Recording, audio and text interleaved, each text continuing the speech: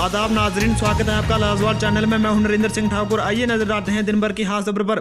पहाड़ी इलाकों में भारी बर्फबारी के चलते तहसील बसंत व तहसील लाटी के विभिन्न इलाकों में कई मार्ग बंद हो चुके थे, जिसको देखते हुए जिला प्रशासन द्वारा मार्ग पर बर्फ कटवाए जाने के कार्य शुरू करवा दिए गए हैं। वहीं अनुमान लगाया जाता है कि चंद दिनों के भीतर ही मार्ग से बर्फ को उठवा दिया जाएगा और मार्गों पर वाहनों की आवाजाही शुरू हो जाएगी। ब्यूरो रिपोर्ट उधमपुर से विनय शर्मा।